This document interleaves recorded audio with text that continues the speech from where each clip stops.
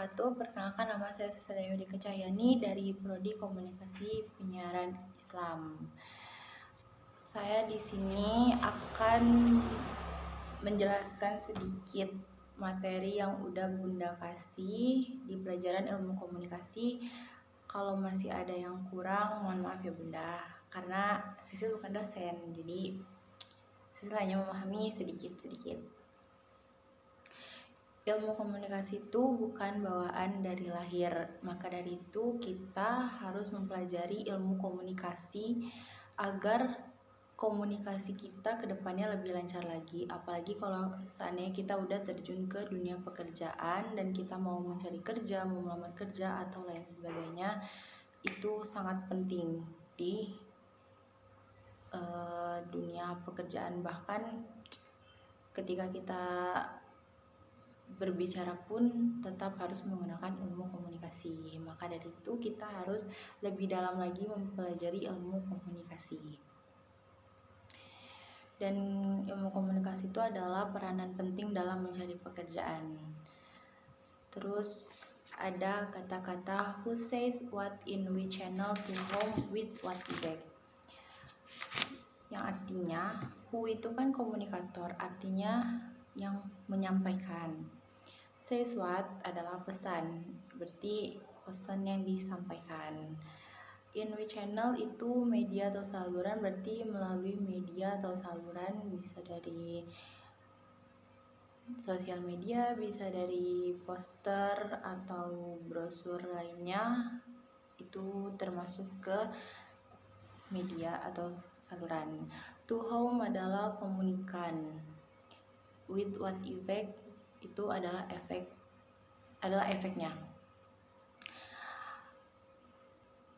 Who itu ada jendela johari yang isinya ada open area, adalah area terbuka. Area terbuka itu kita bisa terbuka kepada orang lain atau gimana ya, kurang lebih gitu. Hidden area adalah privacy, yang artinya itu cuma diri kita sama Tuhan aja yang tahu, karena itu menyangkut privacy. Blind area adalah area buta. Unknown area adalah area yang tidak diketahui orang lain, bahkan diri kita sendiri pun kita nggak tahu apa itu. Terus ada pesan verbal. Pesan verbal itu adalah komunikasi yang disampaikan secara lisan. Misalkan kita ngobrol, kita gibah, kita bercerita, itu masuknya ke komunikasi secara lisan. Kalau pesan nonverbal adalah komunikasi yang tidak disampaikan secara lisan tetapi melalui isyarat atau simbol. Itu ada kinesis. Kinesis itu adalah kode nonverbal yang ditunjukkan melalui gerakan badan, dan itu dibagi menjadi 5. Ada emblems, adalah syarat yang punya arti pada simbol yang dibuat oleh gerakan badan secara langsung. Misalkan kita panggil kayak sini, itu kan secara langsung. Ya nggak sih Bunda? Kalau salah maaf. Terus juga ada ilustrator, yaitu isyarat yang dibuat dengan gerakan badan untuk menjelaskan sesuatu. Ada juga efek displays, adalah isyarat yang terjadi karena adanya dorongan emosional. Kalau misalkan kita emosi kan biasanya itu kayak gitu kan, jadinya gregetan. Nah, itu termasuk kayaknya sih, sehingga berpengaruh pada ekspresi wajah. Nah, itu kalau emosi kan biasanya kayak jadi sinis gitu. Kalau misalkan lagi bahagia kayak ketawa-ketawa, kalau misalkan lagi sedih itu kayak murung aja, diem gitu. Itu berpengaruh ke situ guys. Terus ada lagi regulators, adalah gerakan tubuh yang terjadi pada daerah kepala. Kayak misalkan mungkin geleng-geleng, misalkan ditanya kamu mau jajan itu enggak, terus dijawabnya kayak, kalau misalkan dia lagi nggak mau jawab pakai mulut, biasanya pakai kepala geleng-geleng gitu. Kayak misalkan kamu mau minum enggak, terus malas jawab iya, terus kayak ngangguk-ngangguk. Kayaknya sih itu ya guys. Terus ada lagi abdatoris adalah gerakan badan yang dilakukan sebagai tanda kejengkelan. Mungkin kayak apa ya? Mungkin kayak misalkan dia lagi sebel sama orang itu, terus pas dipegang tangannya kayak ditepis gitu, mungkin guys. Terus ada lagi gerakan mata, simbol nonverbal. Nah, terus ada lagi sentuhan, dan sentuhan itu kayaknya dibagi menjadi 3. Ada kinestetik yang ditujukan dengan bergandengan tangan satu sama lain. Itu biasanya kalau cewek ya, kalau sebenarnya Bunda kemarin juga udah menjelaskan. Nah, cuman ini kan sesuai pemahaman siswa aja ya Bunda. Kalau misalkan kita sahabatan, biasanya itu lebih sering ke cewek sama cewek sih. Itu kayak lagi di jalan tuh kayak gandengan tangan kayak begini. Gimana sih? Kayak dirangkul gini. Terus biasanya juga kalau misalkan anak perempuan tuh biasanya kalau sama ibu tuh juga biasanya kayak gitu kan, sama mamanya kayak lagi jalan keluar. Soalnya Cecil kayak gitu sih, kalau misalkan lagi jalan keluar gitu kan, nah terus gandengan tangan, rangkulan tangan gitu, itu biasanya lebih sering terjadi ke sesama perempuan, karena biasanya kalau ke sesama lelaki tuh kayak jijik katanya tuh. Terus yang kedua tuh ada sosiofugal yang ditunjukkan dengan jabatan tangan atau saling merangkul. Nah itu juga tapi kalau misalkan merangkul tuh biasanya cowok sering sih kayak ngerangkul tanda bestie gitu kan. Kalau misalkan ya jabatan tangan, kalau misalkan itu cowok juga sering sih ngelakuin jabatan tangan kayak ketemu kan. Mungkin tos juga masuk atau enggak, saya kurang tahu. Nah itu saling merangkul. Terus ada lagi thermal, adalah isyarat yang ditunjukkan dengan sentuhan badan yang terlalu emosional sebagai tanda persahabatan atau hubungan intim. Itu biasanya kalau kata Bunda kemarin tuh cipika-cipiki ya, itu biasanya buat perempuan. Kalau misalkan laki-laki tuh sesama bahu mungkin ya nggak sih Bunda? Mungkin ya, mungkin. Kalau salah mohon maaf. Terus kita lanjut lagi ke media komunikasi terbagi antar pribadi, kelompok, publik, dan media komunikasi massa. Itu kalau pribadi itu lebih ke diri sendiri, jelas namanya juga pribadi ya guys. Terus kalau kelompok itu ya misalkan kita berkumpul bersama teman gitu kan, cerita-cerita, itu kelompok. Publik itu mungkin yang udah lebih banyak orangnya ya mungkin, dan komunikasi massa itu yang mungkin udah secara meluas. Mungkin komunikasi publik itu secara langsung dan di suatu tempat.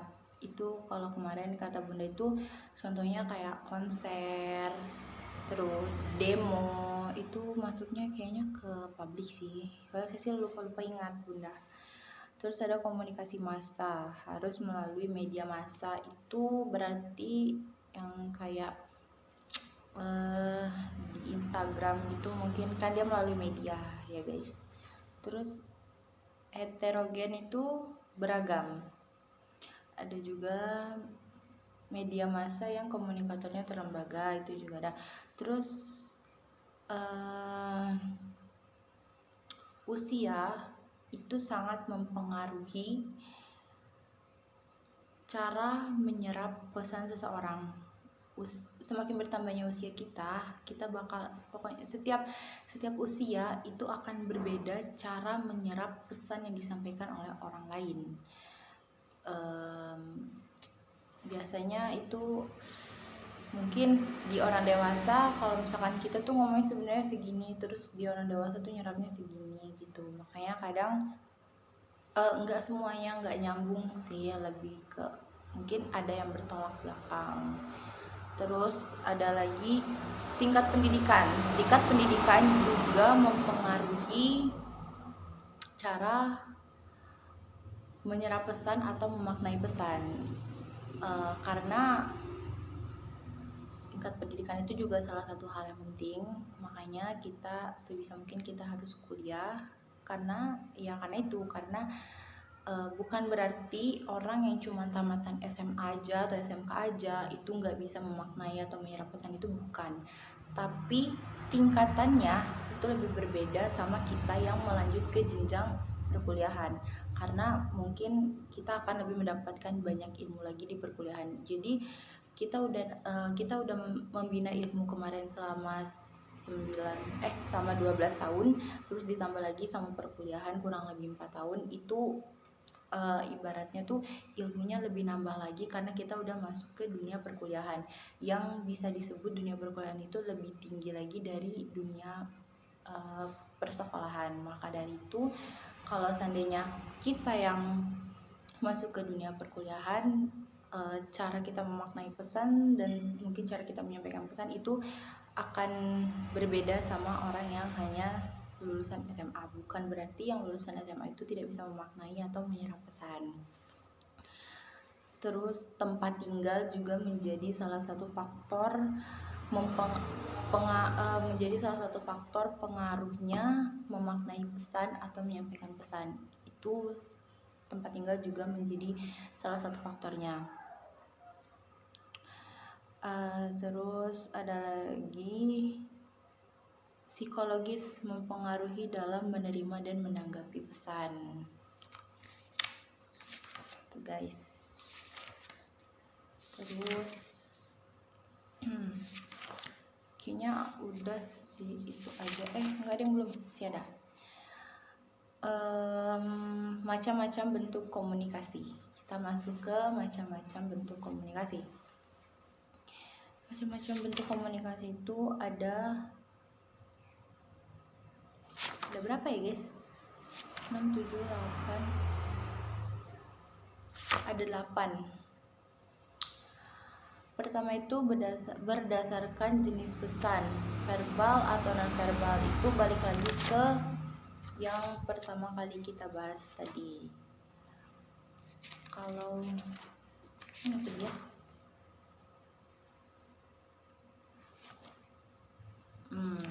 Kalau verbal itu kan dia menyampaikan secara lisan. Kalau seandainya non verbal itu dia melalui isyarat atau simbol.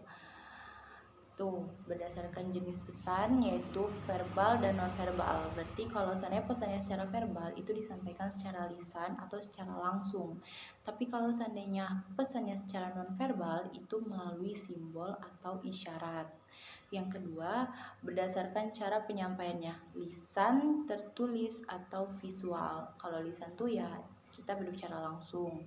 Kalau tertulis itu bisa kita nulis dari surat atau kita masukin atau melalui WhatsApp. Kalau zaman sekarang kan WhatsApp. Nah, atau juga bisa melalui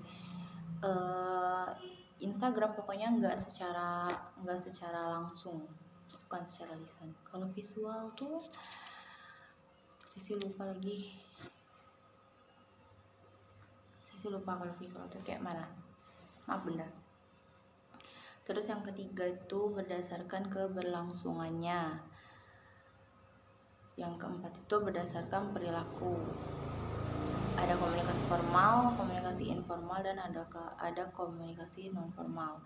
Kalau komunikasi formal itu ya dia yang ibarat kata tuh yang benar-benar serius membicarakannya. Contohnya mungkin debat presiden nanti, itu formal. Terus yang itu yang bukan santai sih, kayak santai tapi serius itu kalau nggak salah kemarin kata bunda itu non formal. Terus yang benar-benar santai itu kalau nggak salah informal atau kebalik, semoga sih benar. Terus yang kelima itu berdasarkan ruang lingkupnya. Itu dibagi menjadi 2.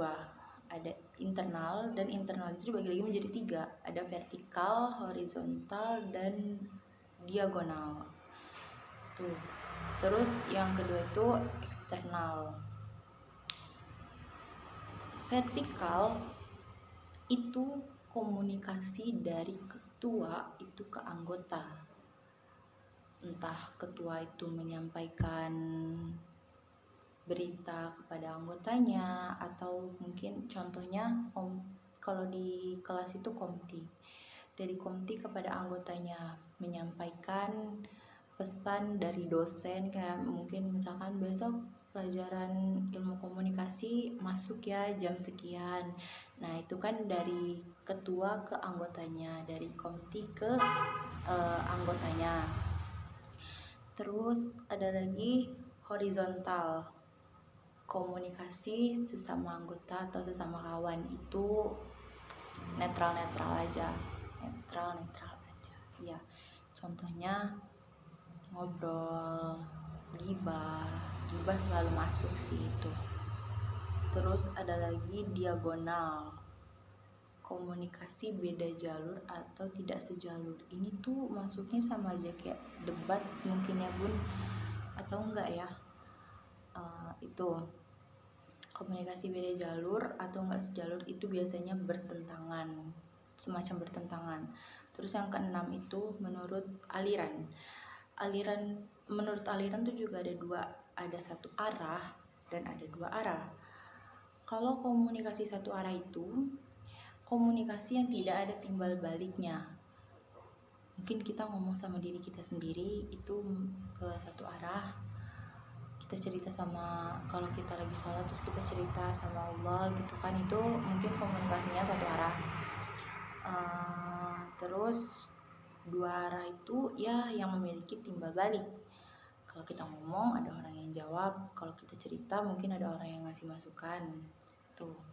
Yang ketujuh itu menurut isi, ada komunikasi politik, komunikasi antar budaya, komunikasi dakwah, komunikasi pendidikan, komunikasi olahraga, dan komunikasi keluarga.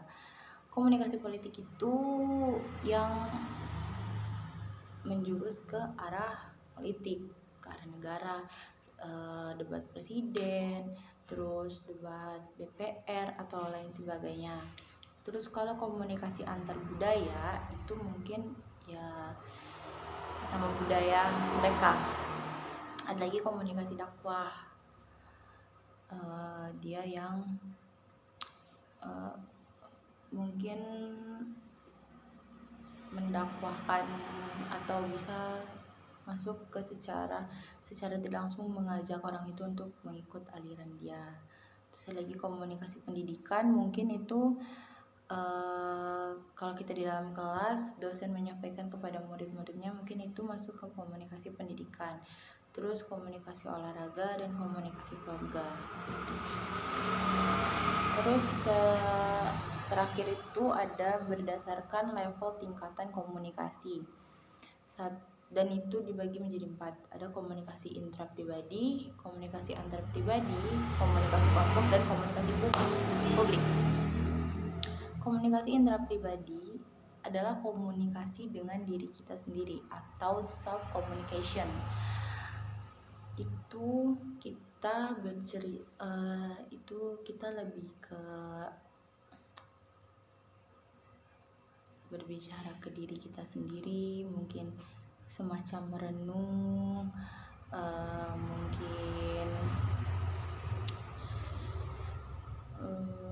mungkin kita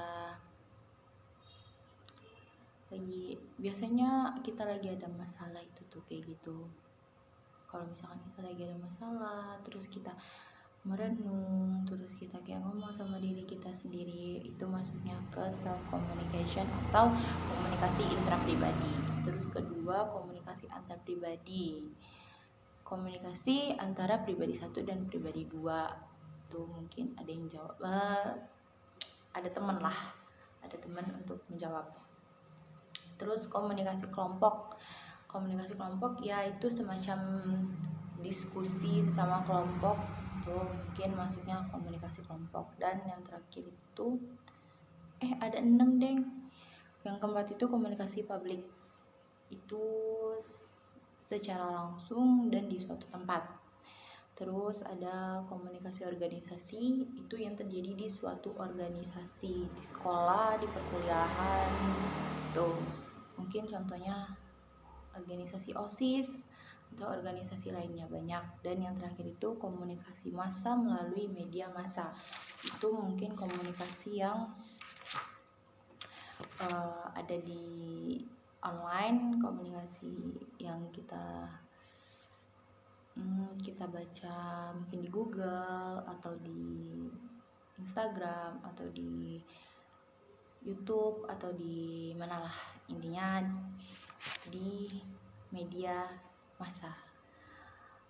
Mungkin itu aja yang bisa Cecil jelasin, dan mungkin itu aja yang bisa Cecil pahamin dari pelajaran Bunda. Ini jelas masih banyak banget kurangnya Bunda, masih banyak banget yang belum bisa Cecil tangkap, tapi bakalan Cecil coba untuk mahamin lagi, bakalan Cecil coba untuk ngerti lagi ke depannya, dan semoga berhasil. Mungkin itu aja yang dapat Cecil sampaikan, kurang lebihnya Cecil mohon maaf banget. Mungkin kalau ada salah-salah kata yang disengaja maupun tidak disengaja, kalau misalkan ada salah penjelasan, karena Cecil masih jauh banget dari pemahaman. Cecil mungkin Cecil paham, cuman untuk menjelaskannya itu agak susah, jadi mohon dimaklumin. Oke, itu aja. Sekian dan terima kasih. Wabillahi taufiq wal hidayah. Wassalamualaikum warahmatullahi wabarakatuh. Dah.